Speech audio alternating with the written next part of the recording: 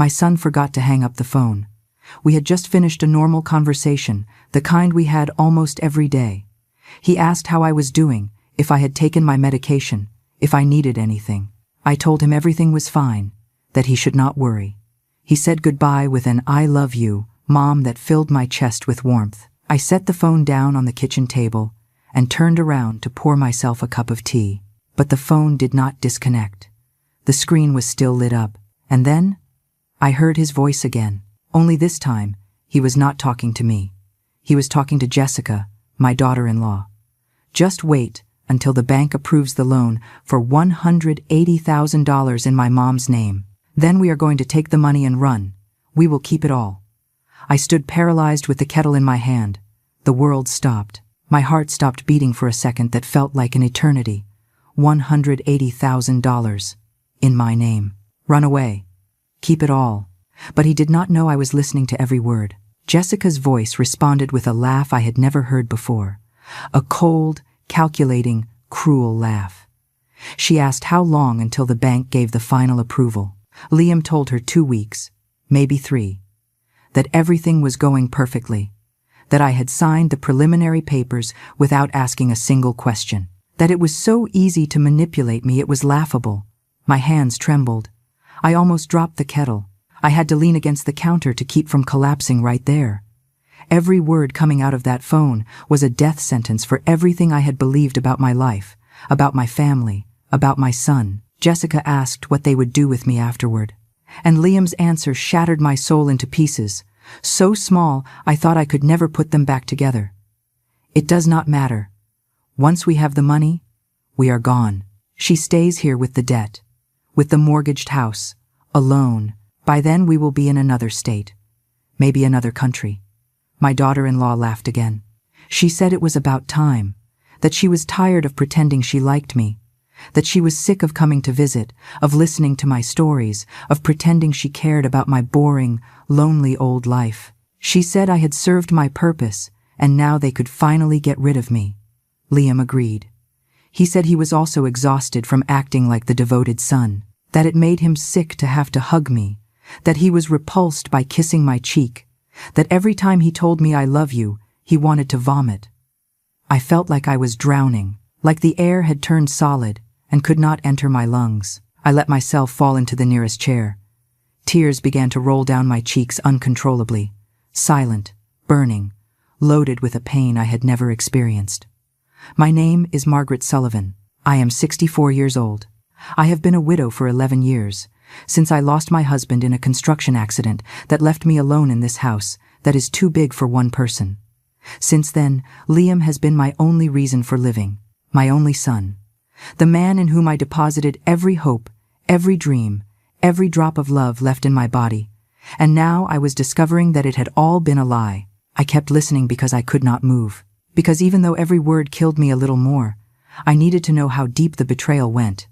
Liam told Jessica the details, that he had forged my signature on additional documents the bank had requested, that he had used my personal data, my impeccable credit score, my house as collateral, all without me knowing a thing, all behind my back.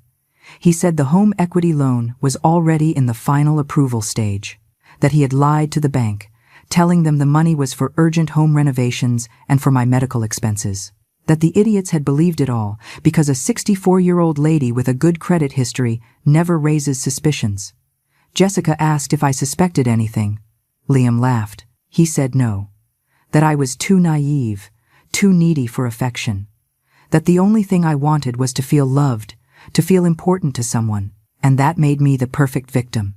He was right. That was exactly what I wanted. To feel loved. To feel that I still mattered to someone in this world. But I never imagined my own son would use that need as a weapon to destroy me. They talked about the practical details, about how they would transfer the money to offshore accounts as soon as they received it, about how they already had contacts who would help them move the cash without leaving a trace. Jessica mentioned she had started packing her valuables little by little so as not to raise suspicions when the moment came to disappear. Liam said that in a month, 2 at the most, they would be living their new life. Far away from me, far away from this town, far away from the burden I represented to them. And I would stay here, facing the banks, the lawyers, the debt collectors. Ruined, destroyed, alone. Jessica asked if I would have any way to pay the debt. Liam answered no, that my only income was my Social Security check and the savings I had left, which would not even reach enough to cover the interest. That I would probably lose the house, that I would end up on the street or begging for help from some distant relative who barely knew me, and he did not care. My son did not care if his mother ended up in misery. On the contrary, he sounded almost satisfied when he said it. I do not know how long I sat there, with the phone broadcasting my own death sentence. Finally, Liam must have noticed something on his cell screen because suddenly he went quiet. I heard a curse word, realizing the call was still active, and then the sound of the disconnection. The silence that followed was deafening.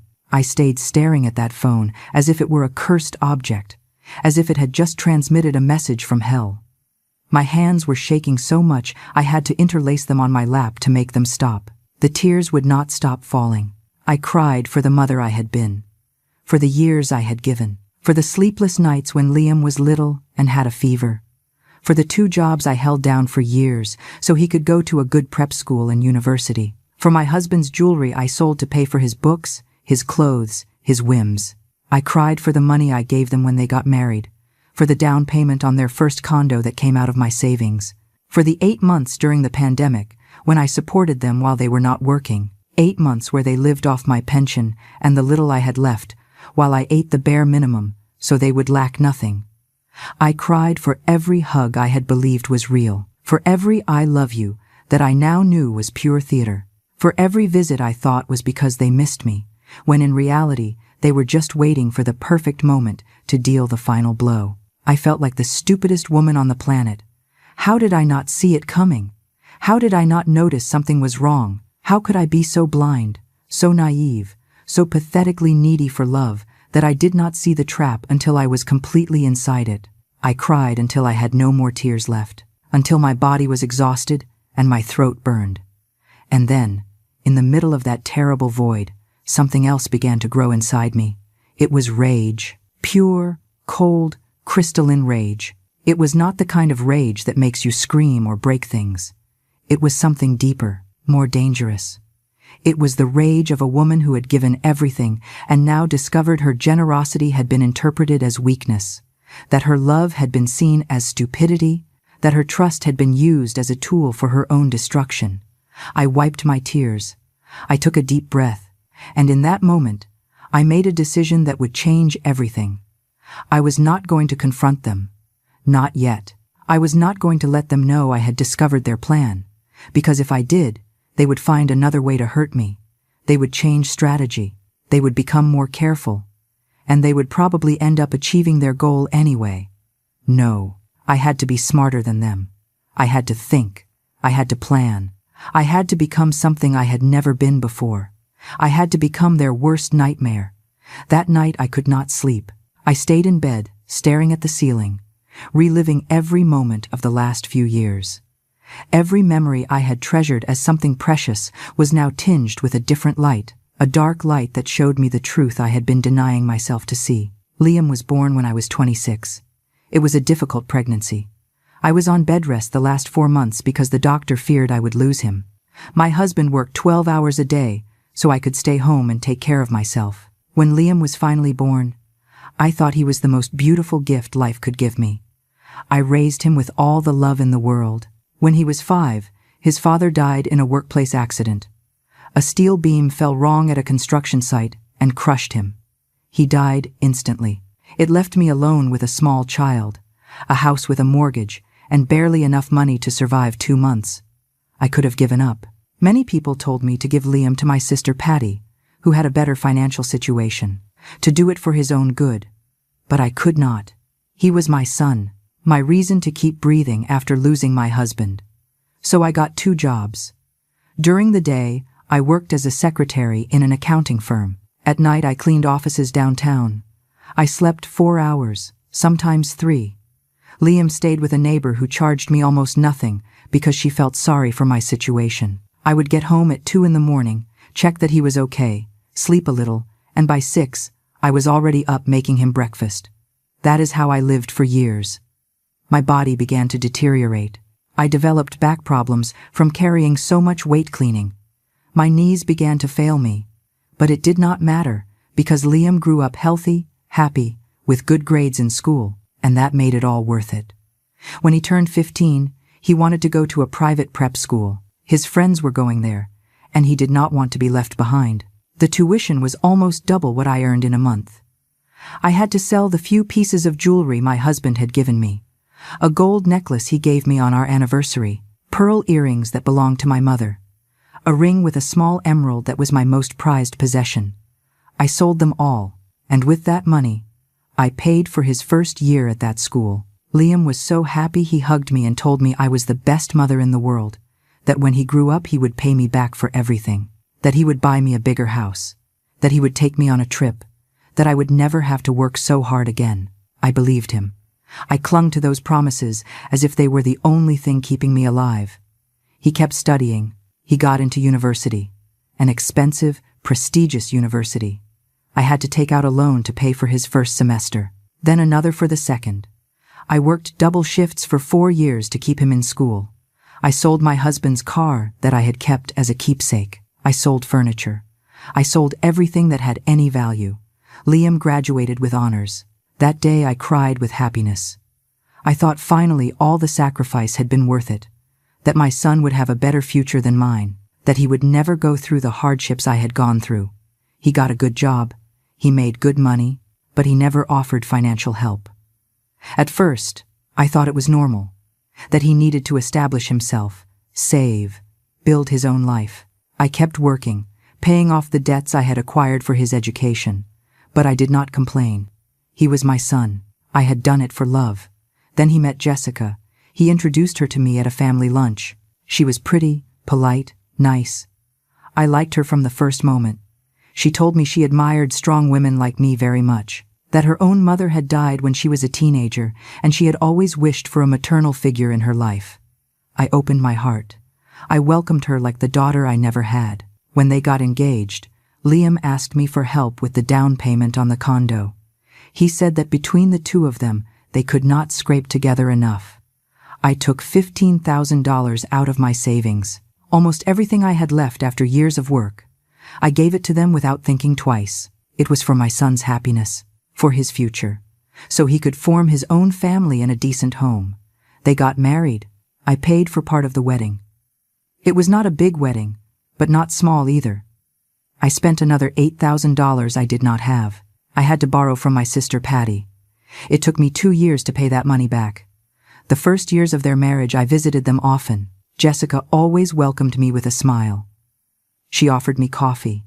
She asked how I was. I thought she really cared, that I had found in her someone who loved me, that I was not alone in the world. Then came the pandemic. Liam and Jessica lost their jobs. They were desperate. They could not pay the rent on their condo. They had no money for food. They came to ask me for help. I was barely surviving on my Social Security check. I had to stop working 2 years earlier because my health problems got worse. The arthritis in my hands prevented me from cleaning anymore. My back could not handle standing for many hours. But I had some savings. Not much, but something. I told them to come live with me. That way they would not have to pay rent, that we could share expenses. They moved into my house with all their things. They took the master bedroom, the one that had been mine and my husband's. I moved into the small room in the back. For 8 months, I supported them. I bought food for the 3 of us with my pension. I paid the utilities. I paid for everything.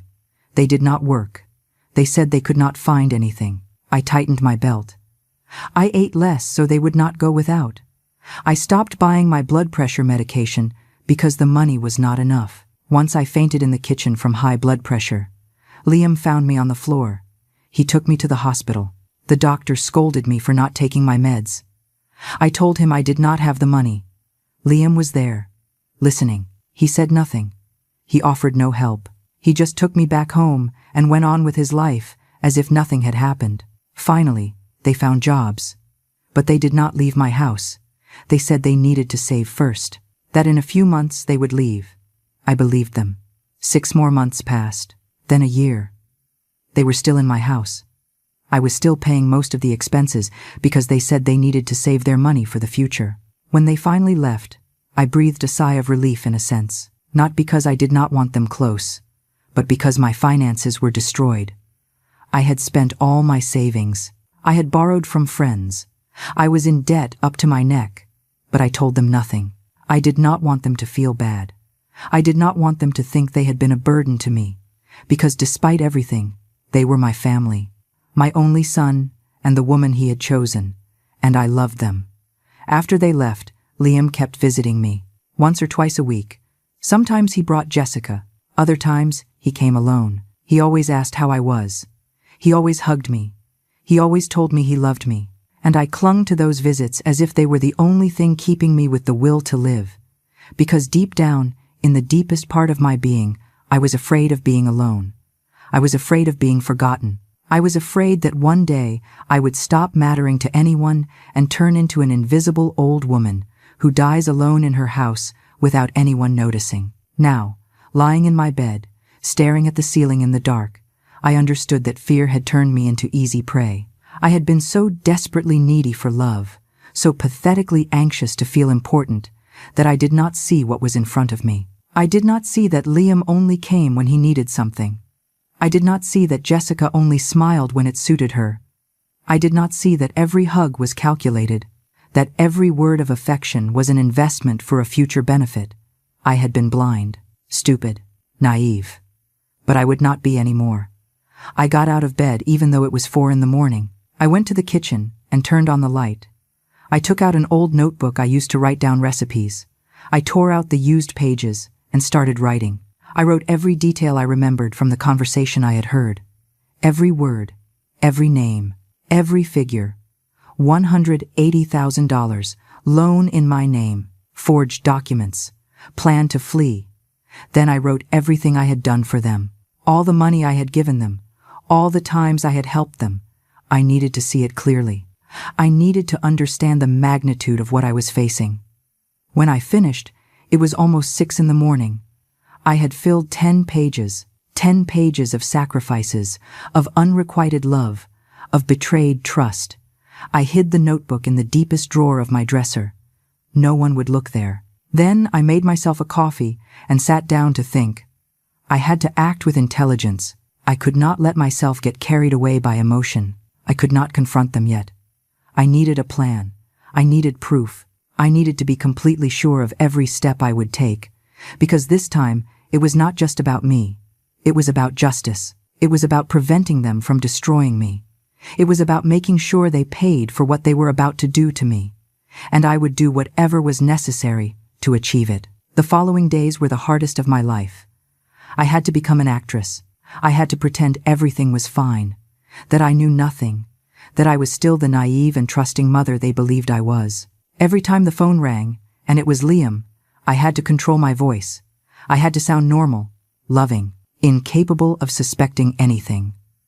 The first time he came to visit me after that conversation, I thought I would not make it. I heard his car park in front of my house, and my heart raced so fast, I thought I would have a heart attack right there. I took a deep breath. I wiped my sweaty hands on my apron, and I opened the door with a smile. "Hi, Mom," he said, kissing my cheek as he always did. That kiss burned my skin. I wanted to push him away, to scream at him, to tell him I knew everything, but I did not. I swallowed the rage and kissed him back. "Son, what a surprise. Come in, come in."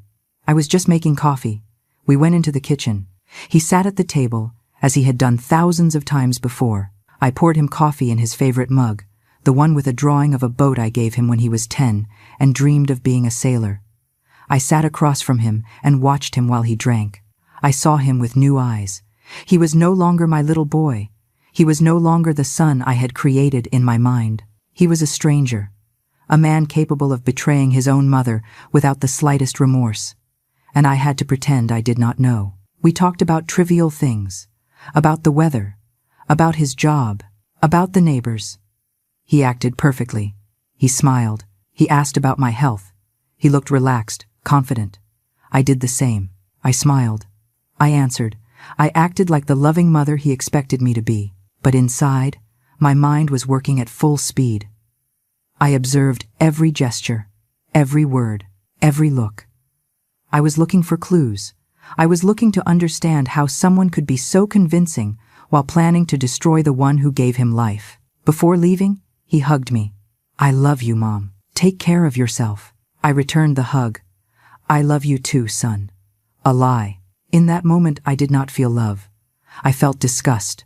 I felt pain. I felt a rage so deep it scared me. But I could not let him see it. Not yet. When he left, I closed the door and leaned against it. I was shaking. It had been harder than I imagined. But I had done it. I had acted well. He suspected nothing. That night, I called my sister Patty. She lived in another state, 3 hours away. We did not see each other very often, but we had always been close. She was the only person in the world I could trust completely. "Patty, I need to talk to you. It's urgent." She noticed the tremor in my voice. "What happened, Maggie? Are you okay? I can't talk over the phone. Can you come this weekend?" There was a pause. Then her voice. Worried. "I'm coming tomorrow. I'll be there by the afternoon." That night, I did not sleep again. I stayed up thinking about how to tell Patty what was happening, how to explain to her that her nephew, the boy she had also helped raise, was capable of something so horrible. Patty arrived the next day at 3 in the afternoon. As soon as I opened the door, she saw my face and knew something was very wrong. She came in quickly, closed the door behind her, and hugged me. "Tell me what happened." We sat in the living room. I told her everything. From the beginning. I told her about the call Liam forgot to hang up. I repeated every word I had heard. I told her about the $180,000 loan, about the plan to run away, about the horrible things they had said about me. Patty listened in silence. Her face went from worry to disbelief, and from disbelief to fury. When I finished speaking, she had tears in her eyes. "That bastard, that wretched boy. After everything you did for him. I don't know what to do, Patty. If I confront him, they are going to deny everything. They are going to say I misunderstood and probably find another way to hurt me." Patty sat thinking. She was a practical woman, smart. She had always been better than me at handling difficult situations. That is why I needed her help. "You are right. You cannot confront them yet. You need proof. You need solid evidence of what they are planning. And you need to protect yourself legally." "How?" "First, we need to know exactly what documents he has forged. Second, we need a lawyer, someone who can advise you on how to protect your assets. And third, you need to play along. Make them believe their plan is working while you prepare to strike back." I looked at her. My younger sister, 3 years younger than me, but always stronger, more decisive. I don't know if I can keep pretending. Every time I see him, I want to scream everything I know at him. I know, but you have to do it. For your own good. If you want to get out of this without losing everything, you have to be smarter than them. We spent the rest of the afternoon making a plan. Patty suggested we look for a lawyer first. She knew someone trustworthy in the city, a man named Robert Miller, who specialized in fraud and family cases. I will contact him tomorrow. In the meantime, you need to figure out what papers you have signed lately. Has Liam brought you anything to sign in the last few weeks? I thought about it. Yes, about 3 weeks ago he brought me some documents. He said they were to update my health insurance information, that it was just paperwork. I signed without reading much. I trusted him. Patty closed her eyes. Damn it. Maggie, those were not health insurance papers. They were probably bank documents. Panic invaded me. What do I do? It is too late. No, not yet. If the bank has not approved the loan yet, there is still time. But we need to act fast. Patty stayed with me that weekend. We slept little. We spent hours going over every detail, every conversation I had had with Liam in the last few months. Every visit, every call. We were looking for patterns. We were looking for signs I had ignored. And we found them. Many. Liam had started asking me about my house about 6 months ago. What was it worth? If it was completely paid off? If I had ever thought about selling it? I thought it was simple curiosity. Now I understood he was appraising my assets. He had also asked about my bank accounts. How much money did I have saved? Where did I keep it? If I had investments, I had told him everything. Because he was my son. Because I thought he cared about my financial well-being. How stupid I had been. Patty and I made a list of everything. We documented every suspicious question, every strange visit, every moment Liam had shown too much interest in my finances. On Sunday afternoon, before leaving, Patty hugged me tight. "You are going to get out of this, I promise you. But you have to be strong. You have to keep acting like nothing is wrong. You can do it." I nodded, though I was not sure. "I am going to try." "No. You are not going to try. You are going to do it. Because if you don't, they are going to beat you. They are going to destroy you. And I am not going to let that happen." When Patty left, I felt a little stronger, a little less alone. I had an ally, I had a plan, even if it was still incomplete, and I had a reason to keep going. On Monday morning, Patty called me. She had spoken with Robert Miller, the lawyer. He had agreed to see me that same week. We set a meeting for Wednesday at 10 in the morning at his office. Those 2 days were eternal. Liam called me on Tuesday. He wanted to know how I was, if I needed anything. I acted normal. I told him everything was fine, that I missed him, that I hoped to see him soon. Soon. "Mom, I promise that soon I am going to spend more time with you." Liar. What he wanted to say was, "Soon I am going to finish robbing you and disappear from your life." On Wednesday, I arrived early at Robert Miller's office. It was a modest building in the city center. His office was on the 3rd floor. A secretary welcomed me and offered me coffee. I was too nervous to drink anything. Robert came out to greet me personally. He was a man of about 50, serious but with kind eyes. He had me come into his office and close the door. "Mrs. Sullivan, Patty told me briefly about your situation, but I need you to tell me everything from the beginning. Do not leave out any detail, no matter how insignificant it seems." And that is what I did. I told him everything. The call Liam forgot to hang up, the exact words I had heard, the documents I had signed without reading, all the money I had given him over the years, everything. Robert took notes. His expression became more serious with every minute that passed. When I finished, he leaned back in his chair and sighed. "Mrs. Sullivan, what your son is doing is called fraud. It is a serious crime.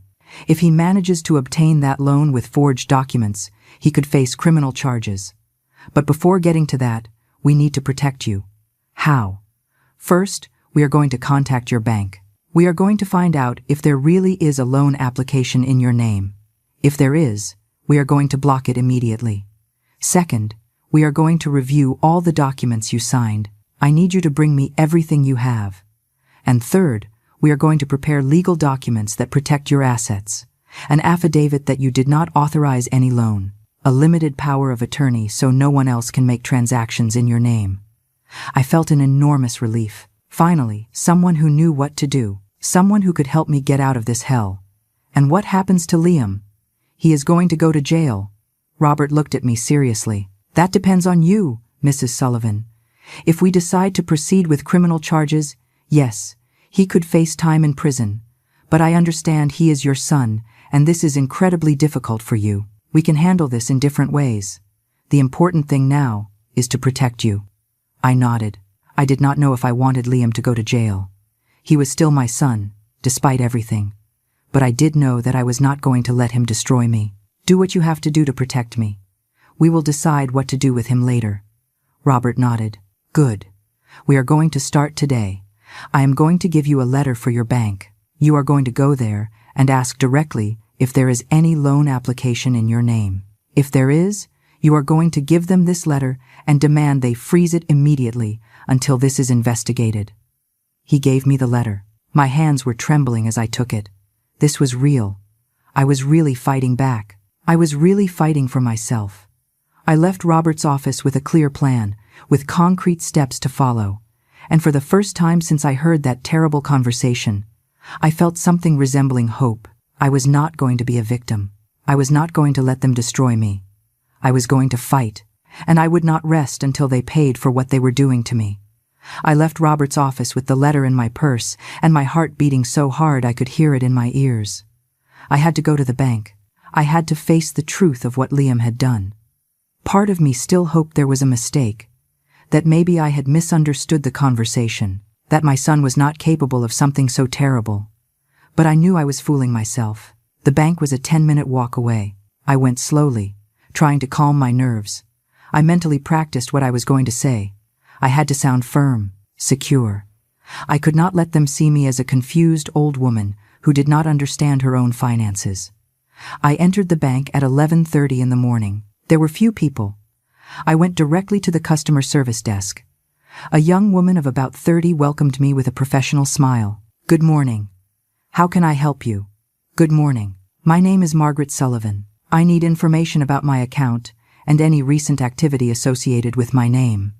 The woman typed something on her computer. "Of course, Mrs. Sullivan. May I see your ID?" I handed her my ID card. She scanned it and waited for my information to load. I held my breath.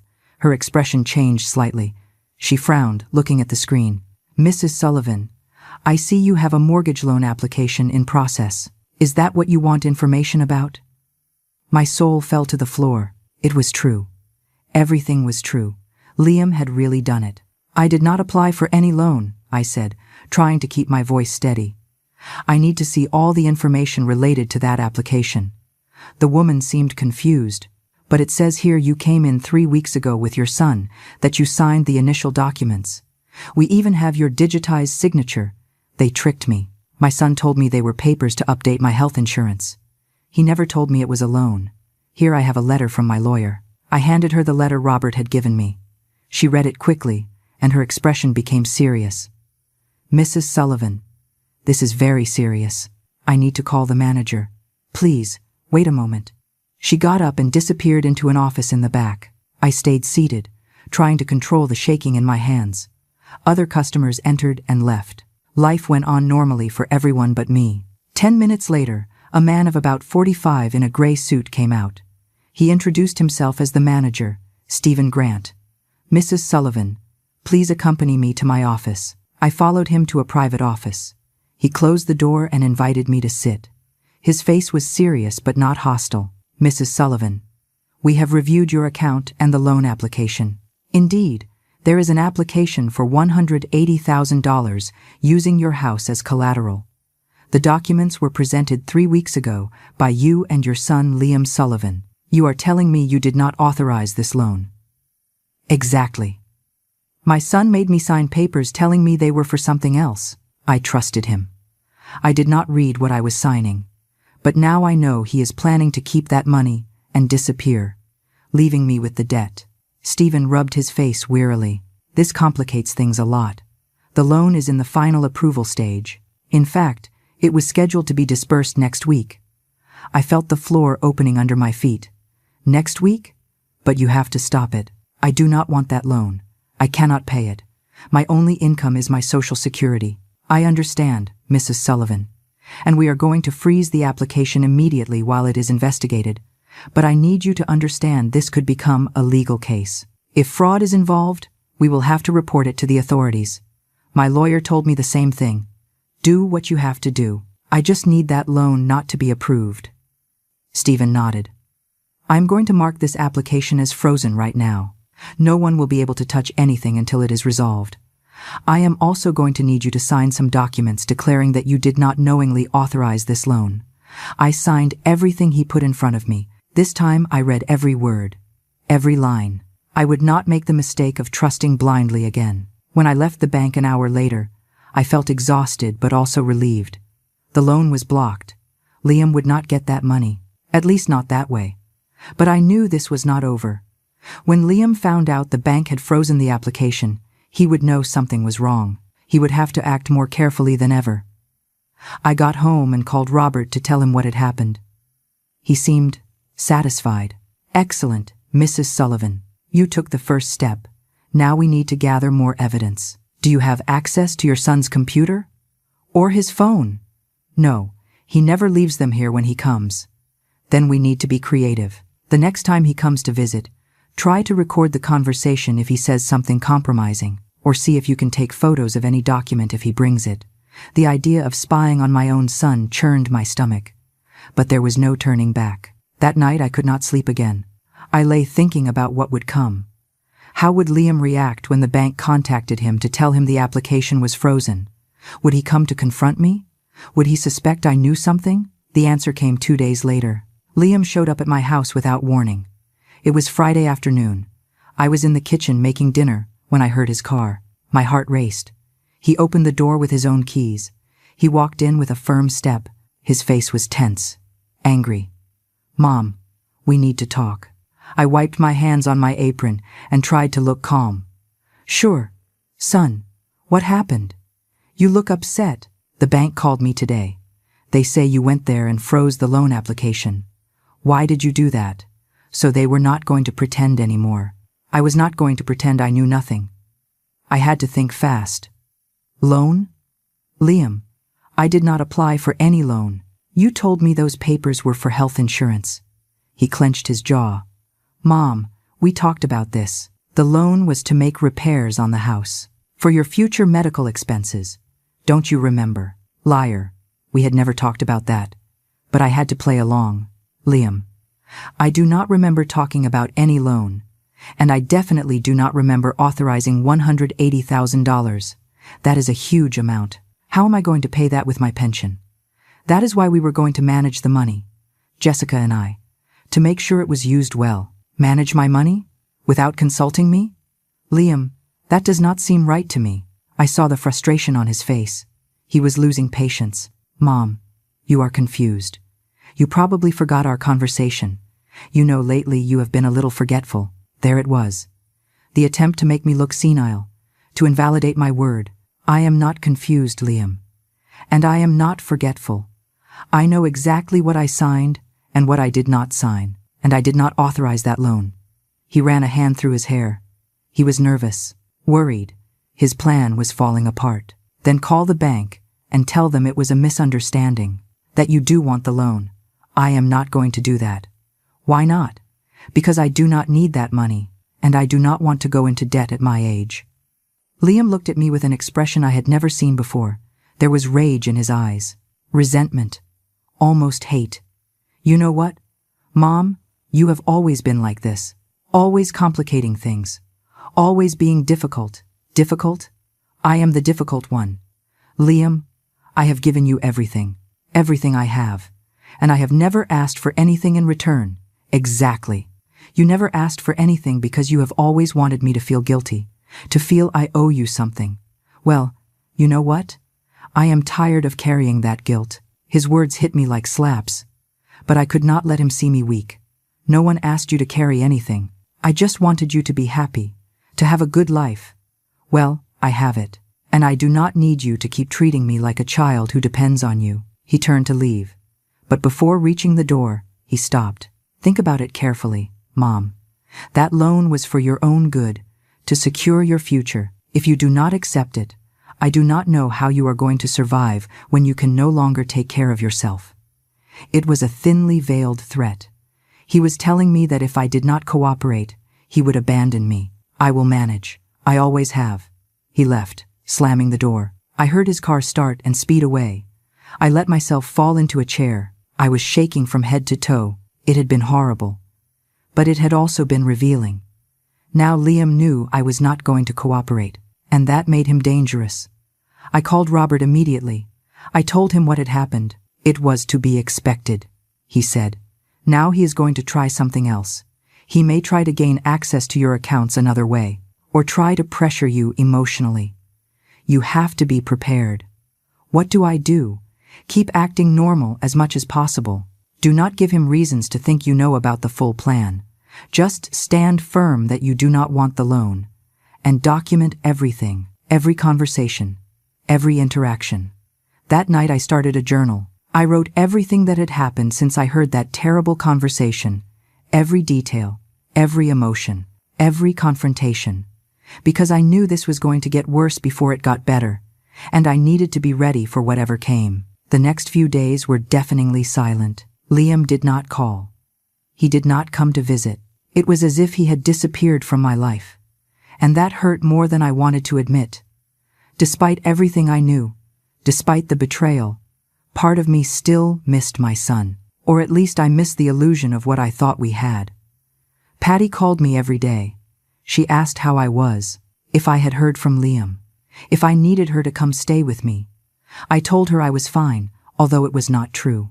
I felt empty, exhausted, like I had aged 10 years in a week. It was Robert who pulled me out of that emotional paralysis.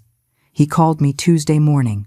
"Mrs. Sullivan, I need you to come to my office today if you can. I have important information." I arrived at his office at 2 in the afternoon. Robert was waiting for me with several documents on his desk. His expression was serious. "Mrs. Sullivan, I did some digging. I contacted the bank and asked for copies of all documents related to the loan application. What I found is worse than we thought." I felt dizzy. "What did you find?" "Your son not only forged your signature on the bank documents, he also presented fake proof of income in your name. He declared that you receive a pension 3 times larger than you actually receive, and he presented documents that supposedly prove you have investments of over $200,000. But I do not have investments. I barely have savings." "Exactly. Everything is fake. He fabricated documents to make it look like you have the ability to pay that loan. It is bank fraud, plain and simple." I felt nauseous. How could he do that? How did he get all that information about me? "You gave him access. Over the years, you gave him enough personal information so he could do this. Account numbers, your pension documents. He probably took photos or made copies when he lived in your house." He was right. During those 8 months they lived with me, Liam had access to everything. To my papers, to my documents, to my entire life. What do I do now? Robert leaned back in his chair. "We have 2 options. The first is to go directly to the police with all this. File fraud charges. Liam could face between 5 and 10 years in prison if found guilty." My heart tightened. As horrible as everything was, the idea of my son in prison tore me apart. What is the second option? The second option is more strategic. We use all this information to protect you completely. We prepare legal documents that leave him without access to any of your assets, and then we confront Liam with the evidence, giving him the option to walk away from you permanently or face criminal charges. And if he chooses not to walk away, then we proceed with option 1. But at least we give him the chance to understand the gravity of what he did. I thought about the 2 options. Part of me wanted immediate justice, wanted Liam to pay for all the damage he had done to me, but another part, that maternal part that never completely dies, wanted to give him one last chance to do the right thing. "Let's go with the second option. But I want all the evidence ready in case he decides not to cooperate." Robert nodded. "I am going to prepare everything. In the meantime, I need you to do something for me. I need you to act as if nothing happened. If Liam contacts you, be cordial but firm. Do not mention anything we have discovered. Can you do that?" "I can try." But Liam did not contact me. A full week passed without a single call, without a single message.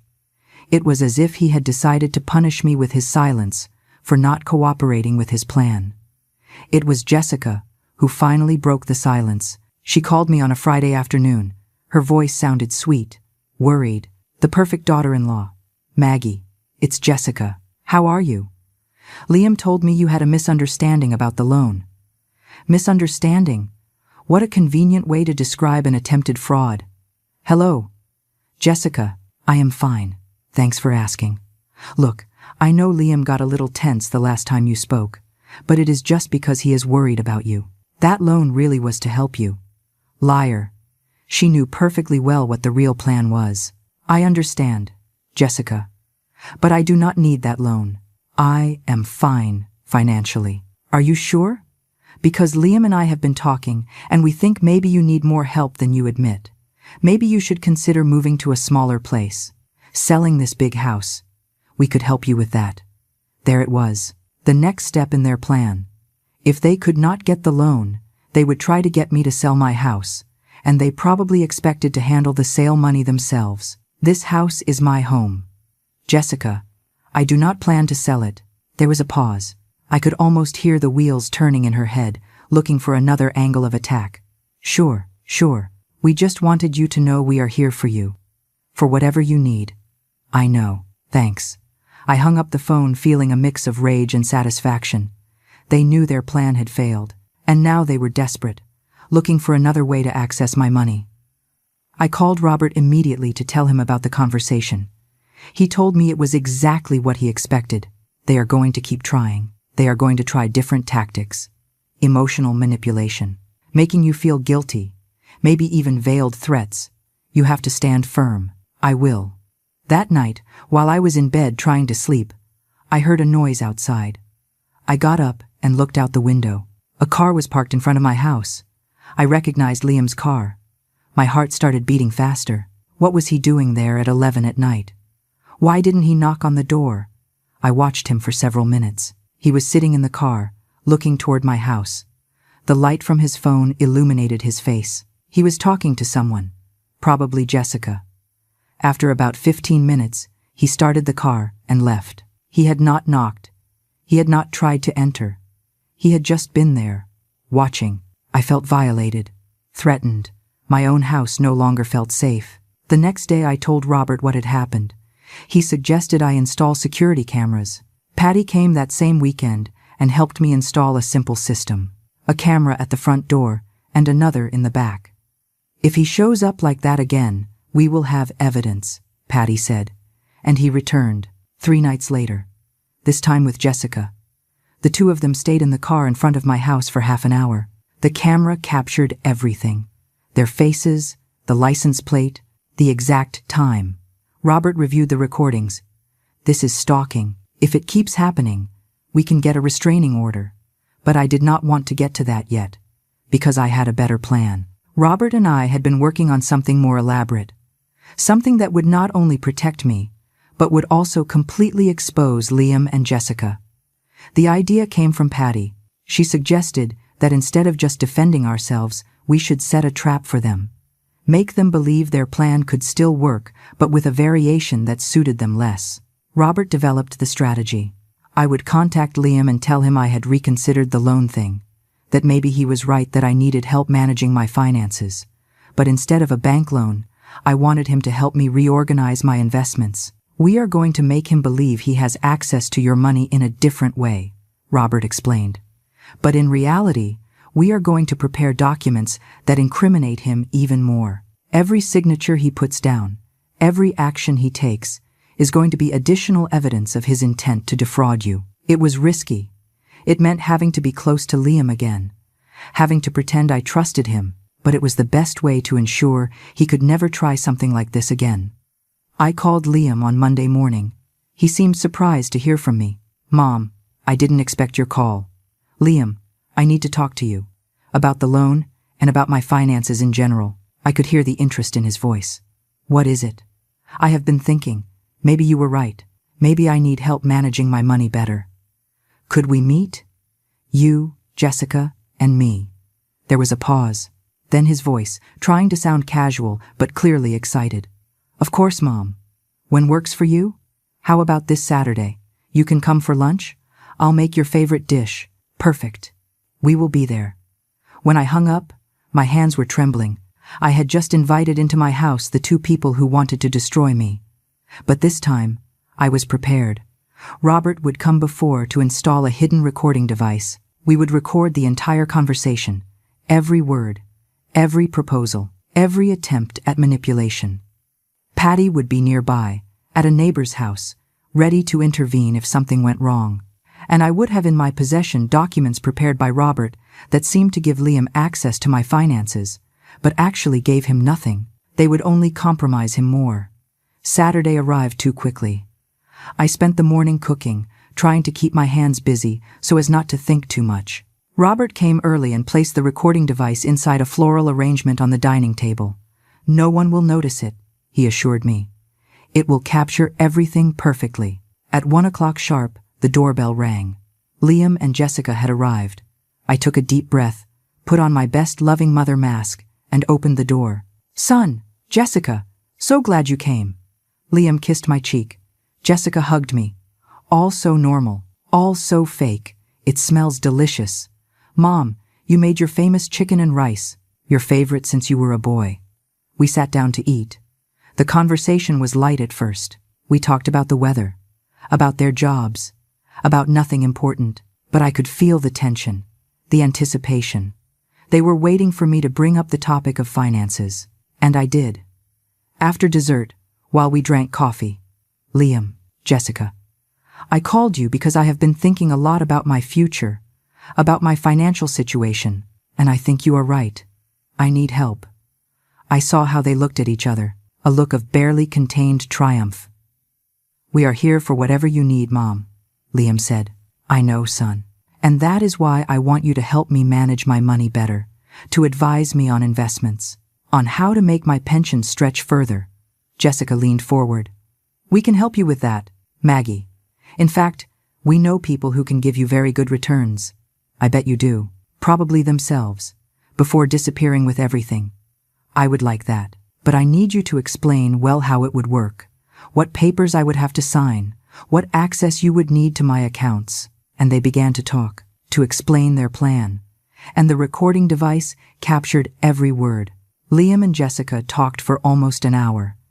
They explained to me in great detail how they could help me invest my money, how they would need access to my bank accounts to make quick transfers when there were good opportunities, how it would be best if I gave them a broad power of attorney so they could act in my name without having to bother me with every decision. I nodded, asked questions, pretended to be interested and a little confused, like the naive old woman they thought I was. But inside, my mind recorded every word, every false promise, every lie disguised as financial advice. Jessica took out her laptop. She showed me charts and projections, numbers dancing on the screen promising returns of 20, 30, even 40% annually. It was ridiculous. Anyone with minimal financial education would know those figures were impossible. But they assumed I knew nothing. "With an initial investment of about $50,000, Liam said, "you could be generating passive income of several thousand a month, enough to live comfortably without worrying about anything." $50,000? But I do not have that much available money. Liam smiled. That smile that used to seem warm to me and now produced nausea. "That is why the loan would have been perfect. Mom, but since you did not want to accept it, we could start with your current savings. How much do you have in the bank right now?" It was a direct question. They wanted to know exactly how much they could steal from me. "I have about $35,000 in my savings account, and about $10,000 in checking." I saw how Jessica's eyes shined. $45,000. It was not what they expected with the loan, but clearly, it was enough to interest them. "That is perfect to start," she said. "With that amount, we can work wonders. In 6 months, you could easily double it." Lies. In 6 months, I would be at zero, and they would be on some beach spending my money. Sounds very good, but I need to be sure my money is protected. How does that work? Liam leaned toward me and took my hand. The gesture gave me chills. "Mom, trust me. I am your son. I would never do anything to harm you. Your money is going to be safer than ever, and we are going to handle everything so you do not have to worry about a thing." Exactly. I would not have to worry because I would have nothing left to worry about. "Okay, I trust you guys. What do you need me to sign?" Jessica took a folder out of her bag. She had documents already prepared. They had come ready to close the deal. "How convenient. These are simple power of attorney forms," she explained. "They just give us permission to act on your behalf in financial matters. They are standard. Everyone uses them." I took the documents and read them. Well, I pretended to read them. In reality, Robert had already shown me similar copies and explained exactly what they meant. They were not simple powers. They were extremely broad powers that would give them total access to all my assets. They could empty my accounts, sell my house, do whatever they wanted. "This says, you can sell properties in my name," I pointed out. Liam laughed. "Yes, but we would only do it if it were absolutely necessary. And always consulting you first, obviously." Another lie. I don't know. It scares me a little to sign something so broad. I saw frustration cross Liam's face briefly before he put his worried son mask back on. "Mom, if you do not trust me, then tell me. But remember, all we want is to help you, protect you. Make sure you have a stable future." It was basic emotional manipulation, making me feel guilty for doubting, playing with my need to believe my son loved me. "It is not that I do not trust you, son. It is just that I am cautious," Jessica intervened with her sweetest voice. "And you are right to be cautious, Maggie. That is why we are going to do everything transparently. We are going to send you monthly reports of all your money movement. You are going to know exactly where every penny is." Sure, Until one day, the reports stopped coming because they would have disappeared. I left the documents on the table. Let me think about it for a couple of days. It is an important decision. Liam clenched his jaw. Mom, investment opportunities do not wait. If we want to take advantage of the best returns, we need to act fast. Just a couple of days, son, to be sure. I could see he wanted to press more, but Jessica touched his arm gently, a warning gesture. They could not seem too anxious. Of course, Mom, Liam finally said. Take your time. But not too much, okay? We really want to help you. They left shortly after. I hugged them at the door, as I always did. I told them I loved them. They said the same. All perfectly normal on the outside, all rotten on the inside. As soon as I closed the door, I called Patty. She arrived in 5 minutes. Robert came half an hour later. We reviewed the recording together. It is pure gold, Robert said. They have documents prepared in advance. They are pressuring her to sign fast. They are promising impossible returns. And best of all, it was recorded that they are seeking total access to your assets. It is enough to proceed legally, more than enough. But there is something else we can do, something that will incriminate them even more decisively. Robert took some documents out of his briefcase.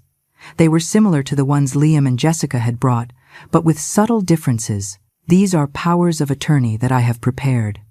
At first glance, they seem to give them access to your money, but they have hidden clauses that make them null and void. More importantly, they have a clause that specifically declares that anyone attempting to use these documents for personal gain will be committing fraud. Do you want me to give them these instead of the ones they brought? Exactly.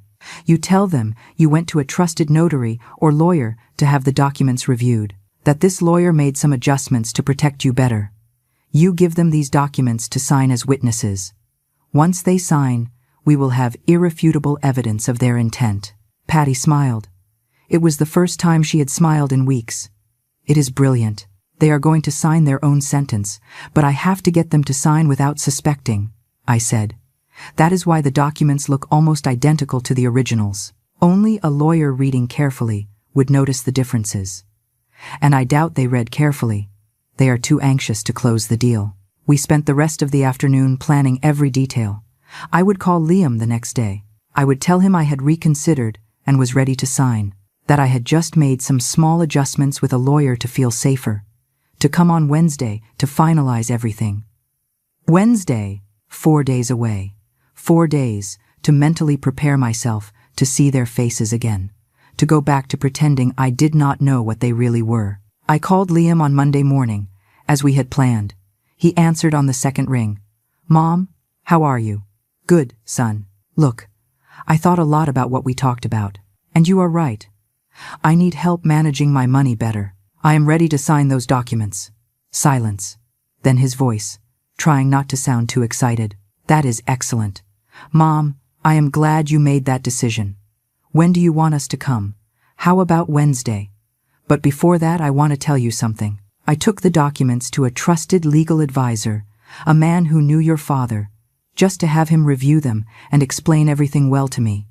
I heard tension in his voice. And what did he say? He said they were fine, but he made some small adjustments, added some clauses to protect me better in case something goes wrong. Nothing important, just legal stuff. Mom, you didn't need to do that. The documents we brought you were already perfect. I know, son, but it made me feel calmer. You understand, right?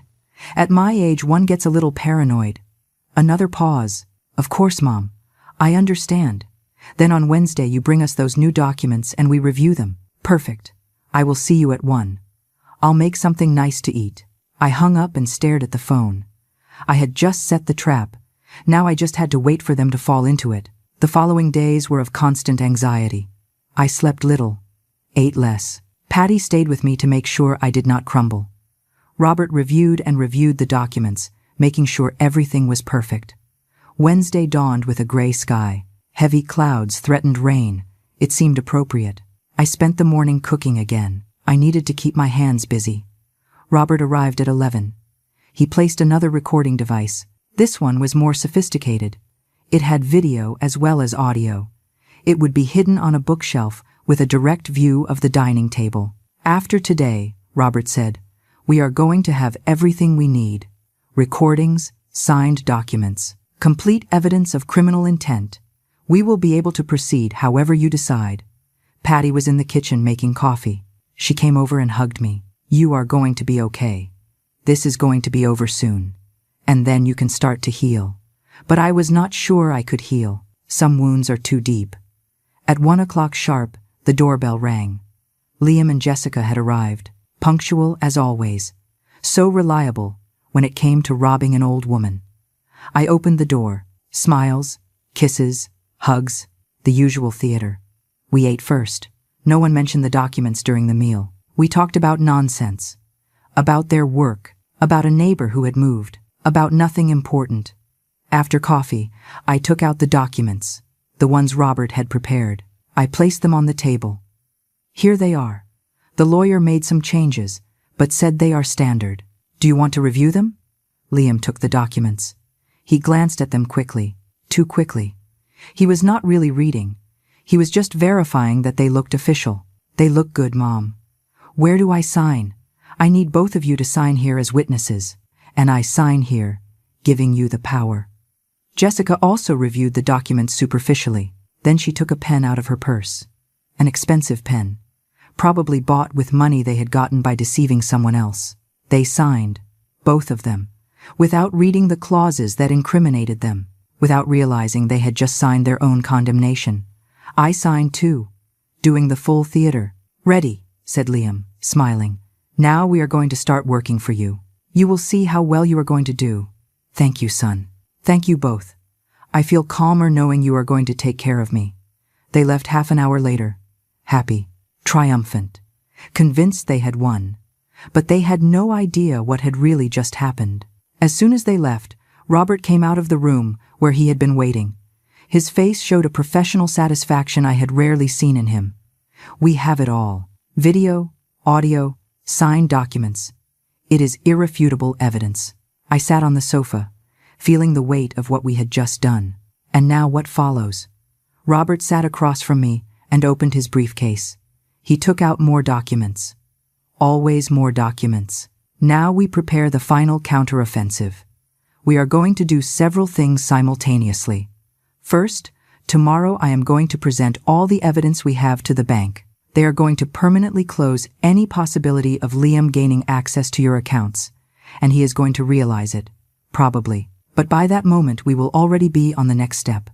I am going to prepare legal documents that strip him of any right to your assets, present or future. We are also going to revoke any power of attorney he might claim to have previously. Patty intervened from the kitchen.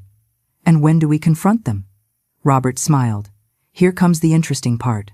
We are going to organize an event, a family gathering, something that seems normal, a lunch, a celebration. Something where witnesses are present, witnesses, family, close friends, people who need to know the truth about Liam and Jessica. And in that moment, in front of everyone, we are going to expose exactly what they tried to do." I felt a knot in my stomach. I do not know if I can do that. Expose him publicly like that. Patty came over and took my hand. "Maggie, they had no problem planning to leave you in ruin, to abandon you with a debt you could never pay, to destroy your life without the slightest remorse. They deserve for it to be known who they really are." She was right. I knew it, but he was still my son. Despite everything, part of me still felt that maternal instinct to protect him. What if we simply tell them we know everything, that they stay away and never come back? Robert shook his head. "Mrs. Sullivan, people like Liam and Jessica do not learn from a private warning. If you let them go now, they are going to try the same thing with someone else. Maybe with another older person. Maybe with someone who does not have the luck to discover them in time. You have the opportunity to stop them definitively." His words hit me. I had never thought about that. That if I did not do something, they could do this same thing to another person. To another mother. To another lonely and vulnerable old woman. "What kind of event do you suggest?" Robert thought a moment. "When is your birthday?" "In 3 weeks, the 15th of next month." "Perfect. Organize a birthday party. Invite family, friends, neighbors. Make it look like a normal celebration. Liam and Jessica won't be able to refuse to attend without looking bad. And there, in the middle of the party, we will make the revelation." Patty nodded enthusiastically. "It is brilliant. They are going to be relaxed, confident. They are not going to see what is coming." I spent the following days in a state of constant anxiety. Robert worked on all the legal documents. Patty helped me plan the party. I tried to keep calm and act normal when Liam called. And he called. Almost every day now, asking how I was, saying that soon they would start moving my money to the investments, that I needed to give them my bank account numbers to make the transfers. I made excuses, that the bank had put in new security measures, that I needed to go personally to authorize certain movements, that they were taking time to process the documentation, anything to buy time. I could hear the growing frustration in his voice, but he could not pressure me too much without revealing his true intentions. 10 days before my birthday, I started sending the invitations. I called my sister Patty, obviously, my cousins Faye and Sylvia, who lived in the city, my neighbor Helen, who had been my friend for 20 years, some former co-workers, the people who had been part of my life for years, and, of course, I called Liam. "Son, I am going to have a small party for my birthday. Nothing big, just family and close friends. I would love for you and Jessica to come." "Of course, Mom. We wouldn't miss it for anything." He had no idea how true that was. The days passed slow and fast at the same time. Slow because the anxiety was eating me alive. Fast because every day brought me closer to the moment of truth. Robert finished all the legal documents. He showed them to me one afternoon in his office. "This is a preventive protection order. Once we expose Liam, this will prevent him from approaching you or trying to contact you. This other one is the formal revocation of any power he could claim to have. And this," he said, showing me the last document, "is the formal complaint for attempted fraud that we will present to the authorities." Is he going to go to jail? Depends on the prosecutor and how much they want to pursue the case. But with the evidence we have, it is very likely he faces criminal charges. I signed everything, every document, every page, this time reading every word. The night before my birthday, I could not sleep. I stayed awake thinking about everything that had happened, about the mother I had been, about the son I had raised, about how everything had ended here. I thought about the good moments, when Liam was small and hugged me saying I was the best mom in the world, at his graduation, when he cried with happiness and thanked me for all my sacrifices, at his wedding, when we danced and he told me he hoped to be as good a parent as I had been a mother. When had it twisted? When had the loving boy turned into the man capable of destroying his own mother? Or had he always been like that and I had simply refused to see it? Maybe I would never know the answer, but tomorrow I would know something more important. I would know that I had fought, that I had not let myself be destroyed, that even at 64, I still had the strength to defend myself. My birthday dawned sunny. A perfect day for a party. A perfect day for justice. The next 2 days were of unbearable tension. Liam called me every few hours, asking about the notary, insisting that we configure online banking.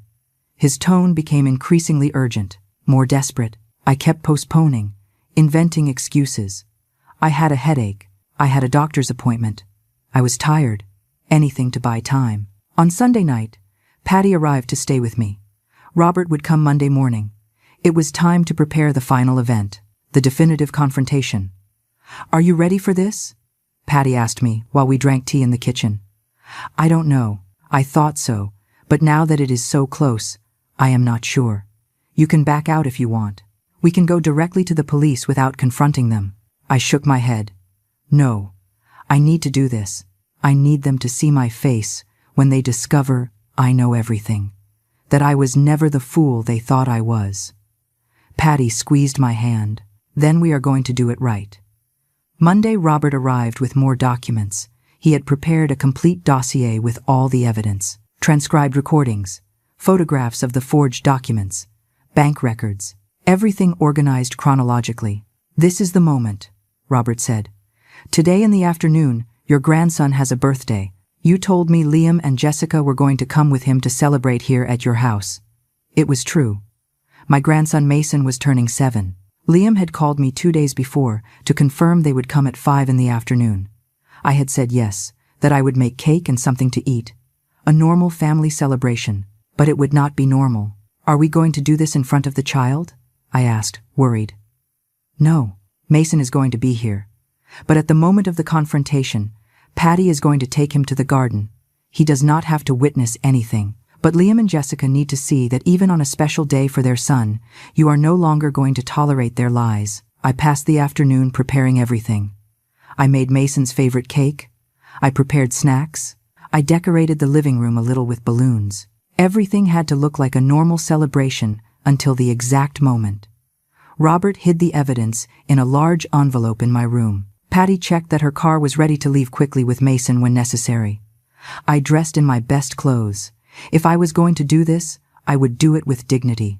At 5 o'clock sharp, they arrived. Mason came running in and hugged me. "Grandma, did you make my favorite cake?" "Of course, my love. Chocolate with strawberries." Liam and Jessica entered behind him. Tense smiles. I could see Liam was nervous. He probably expected me to bring up the topic of the bank, the powers, the access to my money again. We sang happy birthday. We cut the cake. Mason opened the gift I had bought him, a game he had wanted for months.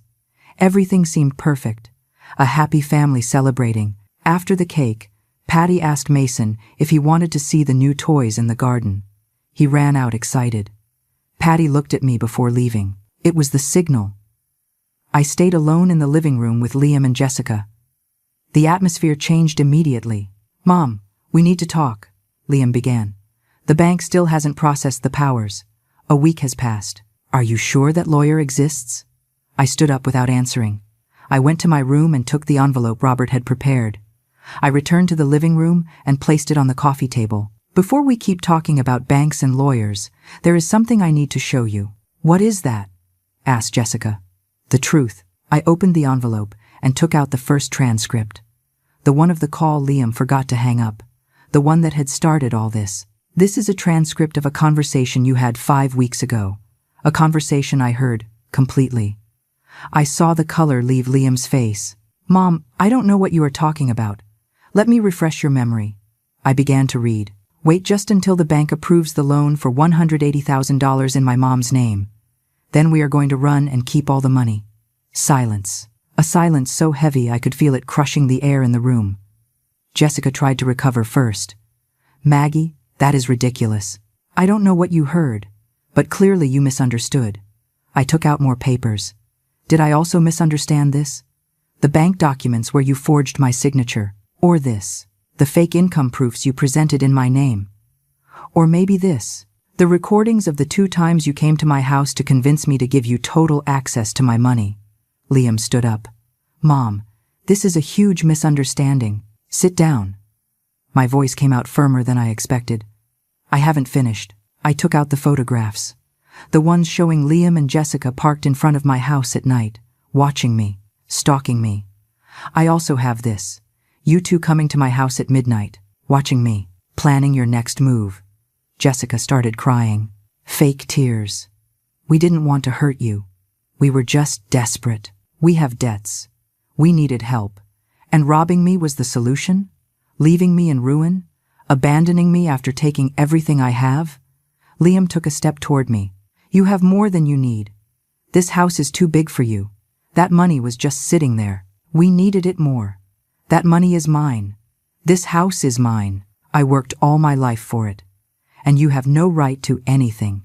I am your son. I have a right to whatever is mine by inheritance. Inheritance is received when someone dies. Were you waiting for me to die to take it all, or did you prefer to do it while I was still alive so you wouldn't have to wait?" Liam's mask fell completely. His face transformed into something I had never seen before. Pure hate. "You know what? You are right. I am tired of pretending. I am sick of having to come here to listen to your boring stories, of pretending I care about your pathetic life, of acting like the perfect son when the only thing I want is what belongs to me. Nothing belongs to you. Everything belongs to me. After what I sacrificed taking care of you, putting up with you, pretending I love you." His words should have destroyed me, but I felt no pain anymore. Only a cold calm. Here is what is going to happen now, I said, taking out the last document.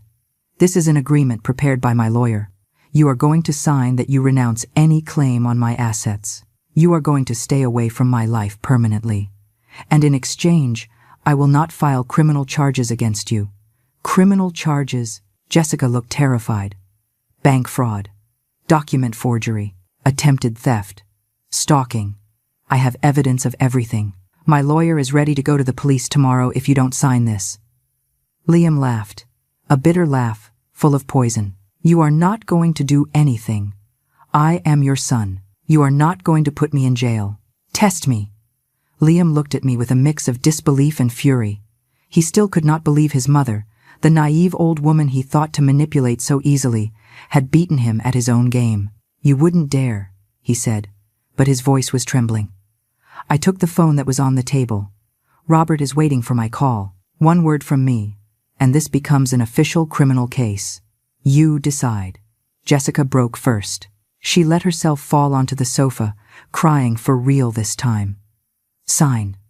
Liam, please. I don't want to go to jail. Think about Mason. You should have thought about Mason before planning to rob his grandmother, I said. Liam clenched his fists. I could see the internal battle on his face. Pride against reality, rage against fear. And if I don't sign, then tomorrow first thing I hand all this to the authorities. The bank already has your attempted bribery documented. I have witnesses. I have recordings. I have everything. You are going to lose much more than an inheritance. You are going to lose your freedom. 5 minutes passed in silence. Finally, Liam extended his hand. Give me the damn paper. I passed him the agreement. He read it with clenched teeth. Then he signed. Jessica signed after, with trembling hands. Now get out of my house, I said. Pick up your son and go. I never want to see you again. And Mason?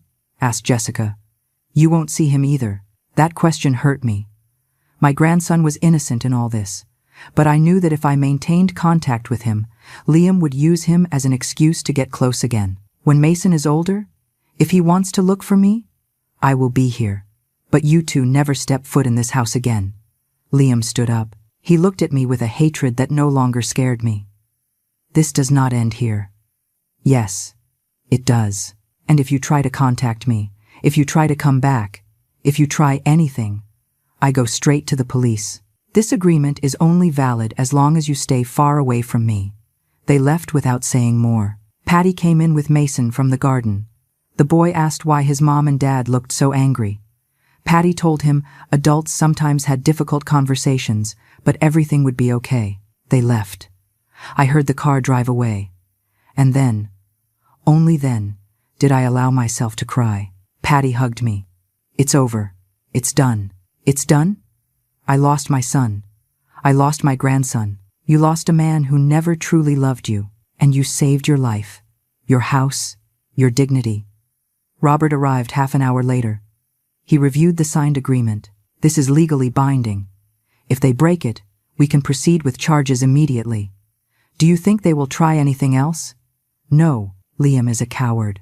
Cowards run when you truly confront them, and he was right. Weeks passed. Then months. Liam never tried to contact me. He changed his number. He moved to another state, according to a distant cousin. He disappeared from my life as completely as he had planned to disappear with my money. The house felt empty at first. I missed Sundays with Mason. I missed believing I had a family that loved me. But slowly, that loneliness transformed into peace. Patty came to visit me every week. I started going out more. I joined a group of women my age at church. I made new friends, real friends who wanted nothing from me except my company. One afternoon, 6 months after everything, I was sitting in my garden drinking tea when I received a letter. It was from Mason.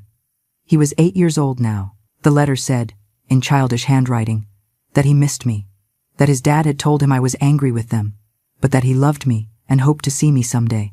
I cried reading that letter. But I also smiled, because I understood I did the right thing.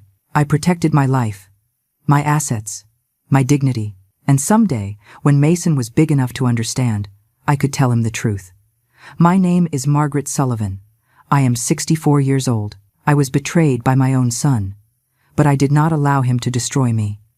I learned that self-love is more important than the love we beg for, that dignity has no price, and that it is never too late to defend what is yours. My house is mine. My money is mine. My life is mine.